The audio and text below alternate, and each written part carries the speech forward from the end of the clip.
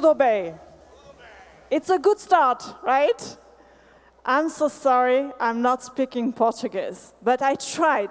Olá, tudo bem. It's almost what I can say. So I'm so sorry, I will speak in English, but I would like to talk to you about sustainability more in depth. And it starts with climate change. And it goes up to Industry 4.0. Well, this is all the story that I would like to tell today. Let's start. So first, climate change. You know, it's in everybody's talk today. Everybody is talking about sustainability, is talking about climate change. Why is that?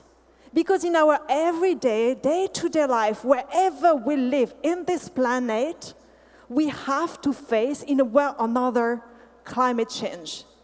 We have some areas of the world where you have huge fires. You have some areas of the world where you have no water anymore. So huge discrepancy. And this will not only reinforce over time. That's why we need to act. And you know what? When you believe me, when you know me more, you know that I want to be on the ground. So that's why I changed the slides. And I would like to show you a personal experience. Everybody is talking about climate change. So what I did last weekend, I went to the Alps, so big mountains in France, and I climbed up to the top of the Mont Blanc, climbing during nights. Why is that? Because I want to do a movie about the reduction of the ice sea. In 10 years, it melted the amount of the last 100 years. This is absolutely scary. This is absolutely scary. So I will share with you a few of those images. You know, these areas in the world is protected areas, very far away. You cannot go there. You have to climb during nights to go up to the top. It's 4,500 meters. It's an area that is usually totally protected. And everything is changing. Here are the pictures where I was working, climbing during nights. And in the morning, this is what I did. Paragliding, up to the seawater. And I can tell you, it's not a glacier anymore. It's just water. Everything melted. Like 100 years ago, I can tell you that the population in this place, they were frightened. They were afraid that this glacier would melt and would bring everything away. And this is what is happening. There is no glacier anymore. It's just that I would like that, beyond all the wording that we can have in slides, this is our heart. This is the generation, our generation, and our children. This is what is at stake. Yes, we are all corporates. Yes, you are our partners. Yes, you are our clients. But believe it, we can make a huge difference. And this is what I want to show you today. This is not a matter of choice. This is something that we have to go through all together. Not just Schneider, not just you. It's all together with NGO, with association, with governments, and with you, partners and clients. This is all about sustainability. It's a game all together. And I used to say internally that sustainability, it's like a marathon without a finish line. We always need to reinvent ourselves. There is no end. It sounds scary, but in reality, it's full of opportunity, including business opportunity. We have to showcase to investors that by investing on sustainability, it's good for business, it's good for the planet, but it is also good for business. This is what it matters. So this is my personal experience, and now back to graphs, but just to give you a tone of what's happening. The graph shows that in reality, if we are not doing anything, we are up to 4 to 6 degrees. Up to 4 to 6 degrees. My team is always questioning, 4 to 6 degrees, does it matter? I don't feel it. It is a totally different world. I can tell you, all the scientists, they are making all the analysis, all the methodology, and they are proving that 4 degrees Celsius, it's a total different world. You have more extreme events than ever. You have more discrepancy across the planet. So totally different world. So what are we doing today? All the efforts, all the pledged made by governments reached 2.5 degrees. Is it good, 2.5 degrees? Again, between 2.5 and 1.5, I can tell you that each and every country you're coming from will see a difference. Sea rise, more fires, less water in some regions. Yes, we will see the difference. And that's why there is no other choice. We have to go for 1.5 degrees. And sometimes when I tell that for people, they're saying, yes, but this is for 2050. I don't care. This is for 2050. In reality, what I want to show here is that everything will happen in this decade, up to 2030. If we are not making the change now, it will never happen. So that's why, in reality, the 1.5 degrees Celsius, it's our choice to do it right now, to preserve the planet, to preserve the next generation. Then how to do it? Let me tell you what this is about. In the previous slide, I wanted to show that we have to save more than 10 gigatons a year. Is it huge? To be on 1.5 degrees Celsius, we have to save 10 gigatons minimum a year. Is it huge or not?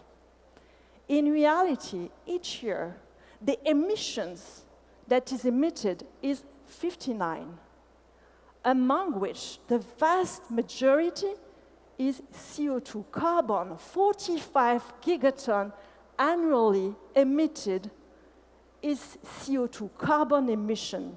And we have to save at least 10 to 15 gigatons. So it's quite a lot. Where this is coming from?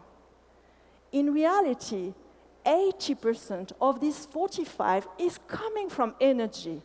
That's why we need to talk about energy. The solution is here. The problem is here, yes, but the solution is here at the same time. That's why we need to tackle energy so drastically. 36 gigatons emitted a year on energy. And you will tell me maybe it's reducing over time. In reality, it's not the case. Why is that? Because population is growing, because we consume more. Remember, yesterday, Jean-Pascal was explaining that by 2050, we will have 2 billion additional people. And we have 800 million people that do not have access to energy. So in reality, we need to supply energy to 3 additional billion people. So yes, we are consuming less energy. How to solve this equation? We want to grow. We don't want the economies to get down. So we want to grow. We want to give access to energy. And at the same time, we want to solve the planet. And therefore, we want to reduce the emission coming from energy. This sounds crazy. What's the situation? How to solve this equation? This is the basics of sustainability. We want to showcase that there is no trade-off. It's not growth against climate change. On the contrary, there is a new way we can look at our growth to be more sustainable. How to do that? Well, first is reducing the consumption. And this is something important that I want to reiterate. You know, when it comes to sustainability for energy, I'm sure that many of you are thinking about renewables. Solar, wind, offshore, geothermal, hydrogen, all those technologies. That sounds sexy, right? Well, in reality, we need them. But first, we need to work on the demand, because this is an untapped potential. This is very easy to implement. Reduction of the energy consumed. And I would say that if we want to solve the equation that I was mentioning, 50% of the solution is on the demand side by reduction of the consumption, and 50% is on the supply side. So that's why I want to start with the demand, because it's not right away in our heads. I used to say, how to make visible that is something that is invisible. Reduction of the energy consumed. It's all about digitalization, a lot about digitalization. And therefore, we all have to advocate that digitalization is the key enabler for decarbonization. It's not visual, it's not tactile, it's not like solar that you can visualize, but still, it's a huge part of the equation. So first thing about the energy demand. And the second is about the energy supply, as we were just mentioning. And we need both at the same time. Sometimes when I present that, I'm questioned, yes, but are the technologies available? Is it realistic? Is it costly? 70% of the emissions today can be solved based on the current technologies that we have. 70%. So that's huge in reality. So first, let's scale. Let's develop the existing technology. Let's make sure that everybody understands the business case. This is very easy to implement, existing solutions. And for the rest, yes, we need to invest in new technologies, more artificial intelligence from one side, but also green hydrogen for hard-to-abate sector, for example. And here, there is a debate in Brazil for green hydrogen. Yes, it's good, but we need both in parallel. And the first thing is deploying existing technology. 70% of the emission can be reduced based on existing technology. And that's why also companies like Schneider, we invest massively on research and development. You've seen some of our innovation, but I can tell you there are more to come. Each year in Innovation Summit, you will see more innovation. That's what technology is about. And again, sustainability like a marathon without a finish line. So we will always need to reinvent our products to go to the next level. One example, circularity. Energy transition, everything that I was mentioning, it's consuming lithium, it's consuming copper, it's consuming nickel. We need to be thoughtful about all raw materials. And that's why we need to think about a circular economy. That's what is all about energy transition, preparing the future all end to end. So you see both sides of the equation, demand first, and second, supply. And we have everything in hand to make it happen. And I would say that South America is the perfect example. In South America, including in Brazil, we are going in the right direction. Just looking at Brazil, it's one of the largest hydro and biofuel producer in the world. We have to be very proud of that. In addition, the target is 86% of renewable generation capacity by 2030 in Brazil. This is superb. In addition, we need to develop more demand side. And again, if you remember, yesterday we were saying that less than 10% of the building has building management system.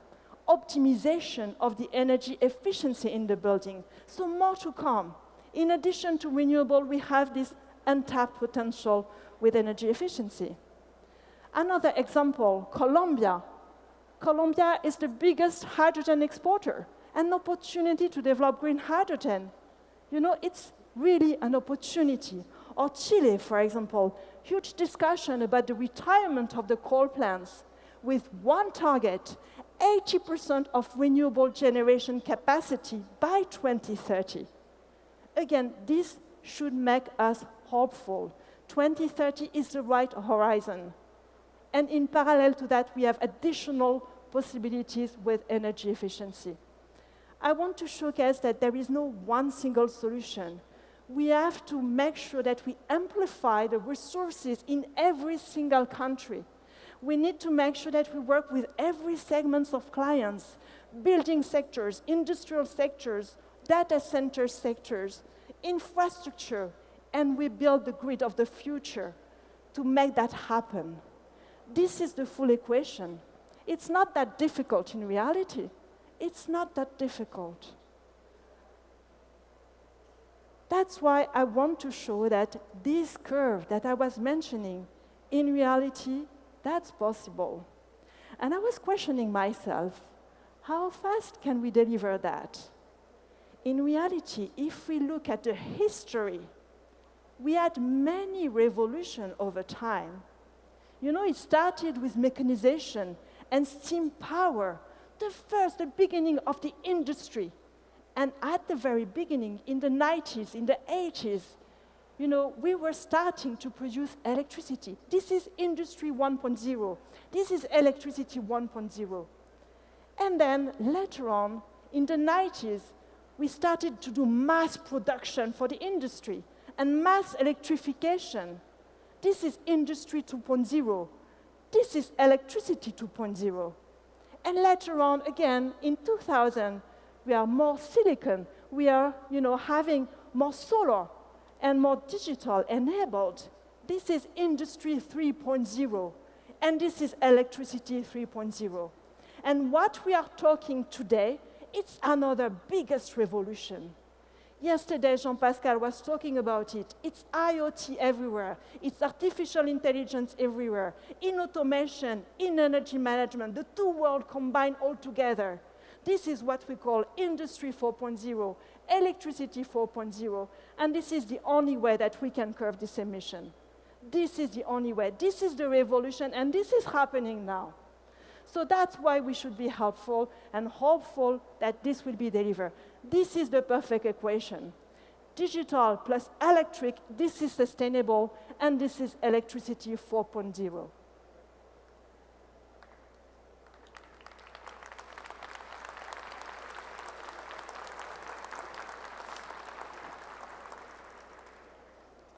Now, what's the reality today of the commitment? How we can drag all those companies to go in that direction. I wanted to look at the targets. How many companies have taken some commitment that are science-based targets? All good. Every year, twice more companies in the world are SBTi, science-based target. Twice more every year. You know, in 2022, 4,200 companies in the world. Well, super, very positive. What do you think about it? Let me tell you the other side of the coin. In reality, when you look at what they achieve, those companies, only 12% of them are achieving their targets. Why is that? Why there is such a discrepancy between commitments and achievement? Well, we discussed with many companies. They want to go for sustainability, but it's a big world.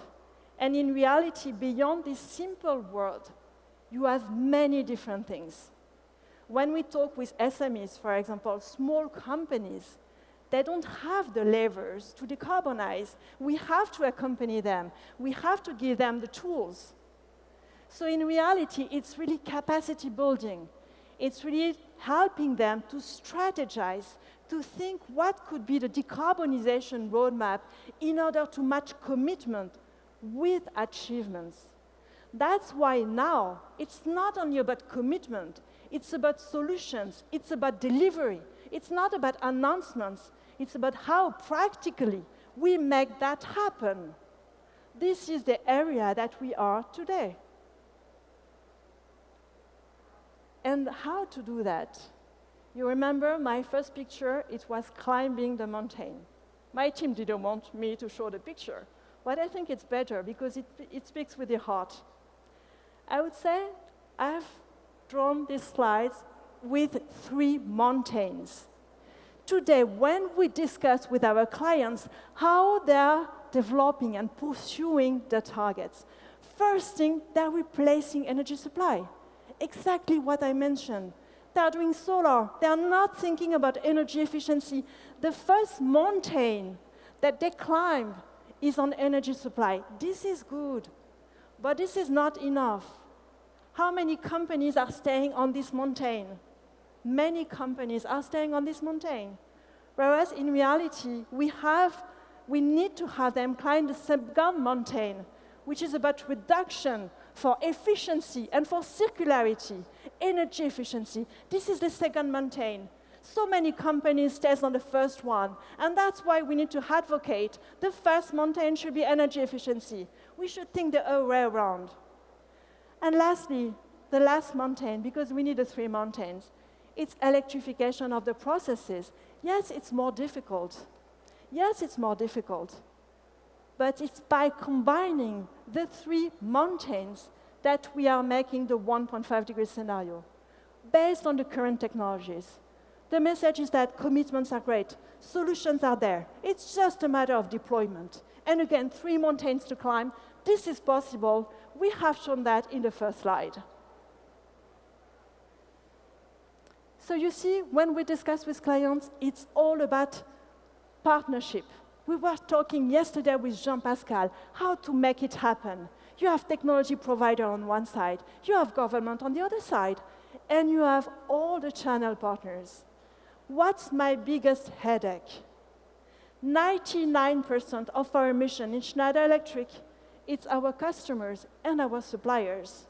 So that's why in this journey, it's not only working on us and our own perimeter, it's embarking the whole ecosystem. That's why we are here in a single room all together. That's why we are here all together. We want to help you. You will help us at the same time. That's the only way we can make a huge difference. So whatever our commitments are, it's the full ecosystem that we need to engage in that direction. Again, only way, 3 pillars. You know, when it comes to engaging into sustainability, many are saying how to start with. I want to go in that direction. I will go for solar, but how can I start? Basically, the first thing is to define a roadmap, and that's what we do, accompanying this, defining the right roadmap, the right governance, the right baseline. And then it's about measurement. You remember yesterday, we were talking about awareness, about digitalization. We need data. Sustainability is something serious that we monitor, we track, we report. This is something verifiable. I can tell you, on a quarterly basis, I have to present to investors our ESG results. That's as serious as our financial results. Same way. It's the same financial or rigor in terms of robustness of the data. Same very important methodology. And last point is about decarbonization. That's the only way we can accompany clients to decarbonize. And again, all the solutions are there to implement and to make sure that beyond commitment, we turn that into actions. Now I have maybe a movie that can speak itself, because it's better to have the customer, right? Can we play the movie, please?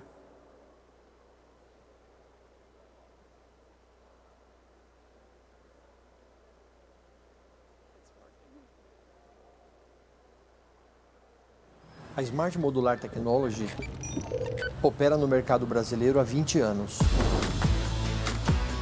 Nós produzimos circuitos integrados de memória à base de semicondutores, com tecnologia flash, utilizada em smartphones, e DRAM, para aplicações diretas em Smart TVs e na nossa produção de módulos de memória, para computadores e servidores, além de módulos de conectividade IoT, para a internet das coisas, utilizados na interconexão de dispositivos digitais e sistemas distribuídos. Graças ao contrato EcoCare, podemos obter um tempo de resposta mais rápido no suporte remoto ou local. Podemos nos beneficiar do monitoramento da integridade dos nossos equipamentos elétricos 24 horas, 7 dias por semana. Feito pela Schneider Electric, para detectar possíveis problemas e, se necessário, enviar especialistas até nós. O EcoCare faz o monitoramento térmico das colunas SM6 conectadas, trazendo mais eficiência para o nosso dia a dia, e com isso podemos verificar qualquer base instalada de qualquer lugar, a qualquer momento, pelo portal My Schneider. Mais alguma pergunta?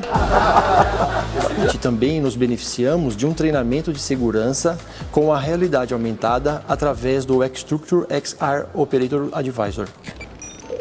Para Smart Modular Technologies, ter um contrato EcoCare com a Schneider Electric significa parceria, previsibilidade e confiança.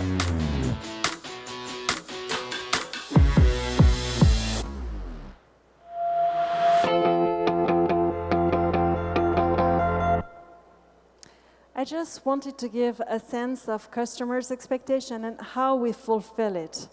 It's not just word, it's a lot about solution implementation.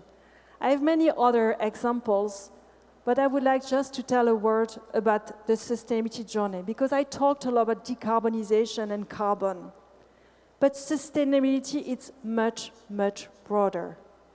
In reality, it's working with suppliers, I told you before, and again, it's very difficult, but this is extremely meaningful, but it's also working on the social pillar. I have one commitment for the company. This commitment is to give access to 50 million people access to energy by 2025. Access to energy, 50 million people by 2025. This is a huge commitment. That's what we are doing here in Amazonia with FAS, for example, but we are doing also in Africa or East Asia. This is so meaningful. We don't want to be a corporate based in, I don't know which headquarters. We want to be extremely local. We want to be meaningful for the communities. And when it comes to sustainability, it's also helping the communities to develop. So first item, access to energy. And again, short-term, 2025 objective. That's something that we track on a quarterly basis. The second element is training. So many young people, we need to bring them at the right level so that at the end, they have a job. And the future will be more electrical. The future will be more digitized and more about renewable. So this is exactly what we bring on the table, working with many institutions. Sinai, for example, here, we are deploying extremely fast because we want to have a role for all those young generation to bring them at the right level to make sure that they have a job after school. This is our objective. Again, what target? 1 million young people trained in all those areas by 2025. Again, short-term commitment. We want to deliver. This is something that we are doing in Brazil, but we are doing also in other geographies like Africa or East Asia. This is a sustainable company. It's carbon, but it's also other resources, thinking about circularity, for example. But it's also the social pillar with access to energy and with training on the new areas that will make sure they will have a job. I wanted to reinforce that because I'm convinced and deeply convinced that it's the only way we can meaningful at the community level. We don't care of being the biggest one, the global one, etc. We want to be extremely local, global and local at the same time. That's the only way.